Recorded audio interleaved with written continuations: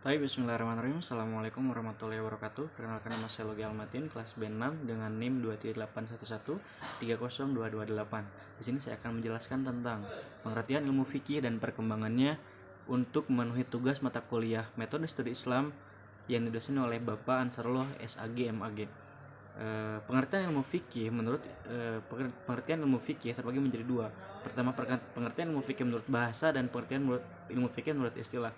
Perkembangan menurut pengertian ilmu fikih menurut bahasa itu adalah paham atau pemahaman, seperti yang dikatakan oleh kaum Syuaib kepada Syuaib, ya Syuaib, manaf kohu kathiran mimma taqul, wahai Syuaib, kami tidak banyak paham atas apa yang kau baca, atas apa yang kau bicarakan. Jadi di sini nafkau ini adalah kami tidak paham, nafkahu kami tidak paham. Berarti fikih adalah menurut bahasa adalah pemahaman.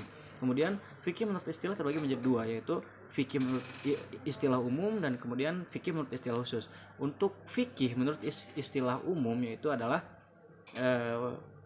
memperdalam ilmu agama secara mendalam, memperdalam ilmu agama, baik itu akidah, akhlak dan lain sebagainya.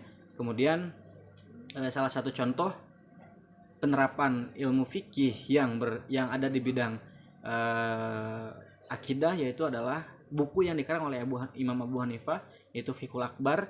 Di dalamnya menjelaskan tentang ketauhidan. Kemudian periodisasi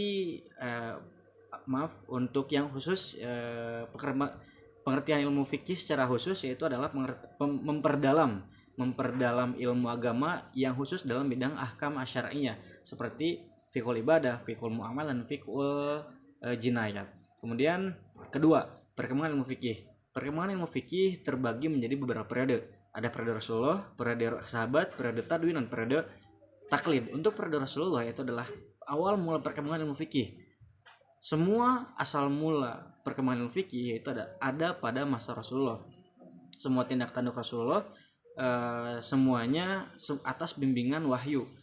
Seperti yang dikatakan dalam Al-Quran,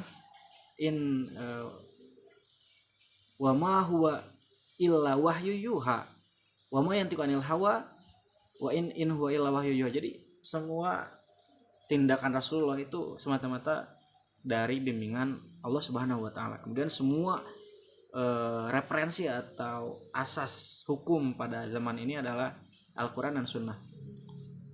Dalam periode ini terbagi menjadi dua periode juga, periode Mekah dan periode Madinah. Untuk periode Mekah itu berlangsung selama 10 tahun dan periode Madinah berlangsung selama 10 tahun. Untuk Mekah, untuk Mekah 12 tahun, Madinah selama 10 tahun sampai wafat. Kemudian pada periode Rasulullah atau periode setelah periode Rasulullah adalah periode sahabat, dimulai ketika Rasulullah wafat sampai Khalifah Muawiyah bin Sufyan. Semua kasus atau peristiwa yang tidak ada dalilnya itu ditandai dengan penafsiran dan ijtihad para ulama pada waktu itu. Pada periode ini umat Islam punya rujukan yang sempurna, yaitu Al-Quran, Sunnah, ijtihad, qiyas, dan adat yang memang mendorong atau memperkuat syariat. Pada periode ini belum ada pembukaan pembukuan fikih. Kemudian untuk selanjutnya adalah periode tadwin, yaitu periode yang setelah runtuhnya Bani Umayyah dan diawali oleh perkembangan Bani Abbasiyah.